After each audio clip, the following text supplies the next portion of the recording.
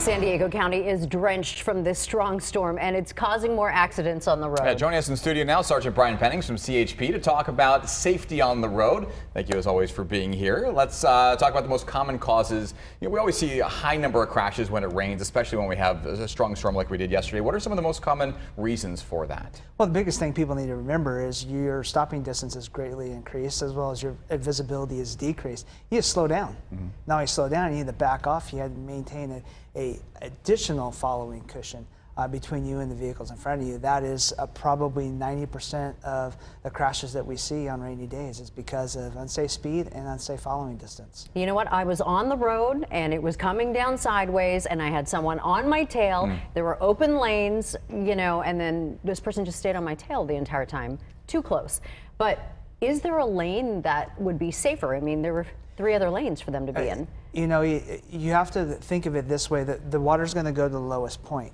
And if there's ever flooding, it's going to be on the shoulders. So the best lane, a rule of thumb, unless the roadway is in a transition, it's obviously sloping to one way or the other, you want to be in the middle lane. The middle lane, because the flooding is going to happen on the shoulders on either the fast or the slow lane, depending on which way the roadway is sloping. What about standing water? You see that on the roadway. What's the best thing to do?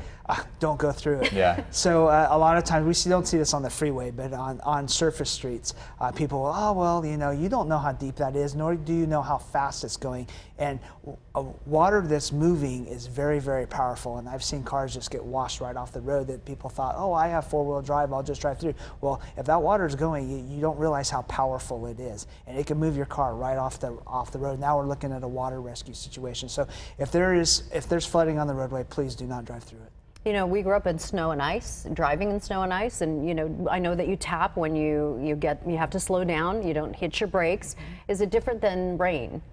It is, and oftentimes some people think, well, because I have 4-wheel drive or all-wheel drive, I'm okay. Well, that doesn't work necessarily on ice. We have chain control set up in certain areas because we know what the conditions are going to be, and if we have chain control, it means regardless if you have 4-wheel drive or not. But if you're driving in snow, another good thing, like as you mentioned, is also to remember is to drive in a lower gear.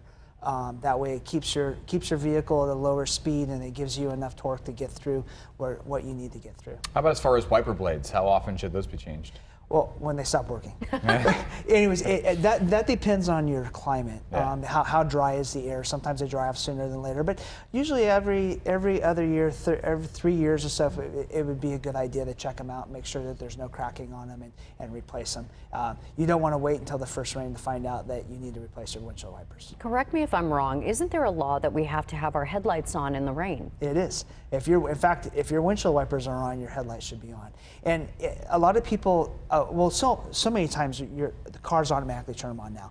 But you need to understand the importance of that, especially during the day. It's not so you can see it, so people can see you. Right. And that it's a proven fact that has an adverse effect, or not adverse effect. It has a positive effect on traffic safety when you have your running lights on.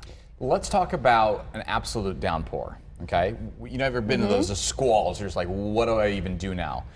What's the best thing to do? Put on your hazards, pull over to the side, not pull over to the side? What do you do in that case? Well, Andrew, I would recommend in those situations, first of all, you slow down because your visibility is greatly reduced. I'm thinking like everybody's moving almost at like 5 miles an hour. It's not a bad idea to turn on your hazard lights, move over to the slow lane or the lane where it's going to be not flooded. So just make sure that you slow down. You can perceive and react to what happens in front of you.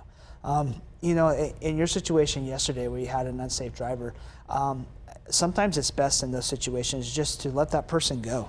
Move over, let them go, and then fall back in because, you know, you may be driving up and then spun out on the shoulder up ahead, or you don't, when they do run out of talent and they do crash their car, you don't want them to take you with them.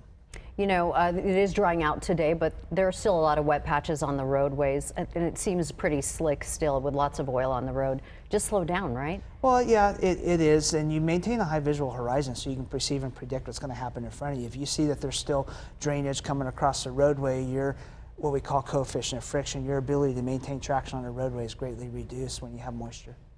Seems like the best thing, just imagine the worst thing that could happen with these other cars and then prepare for it, right? You kind of envision it. Absolutely correct. All right, Sergeant Pennings, thank you so much. Thank Great you. insight, especially with the conditions we've been dealing with here, and we always appreciate all the things you have to tell us. We'll see you back for another edition of Rules of the Road.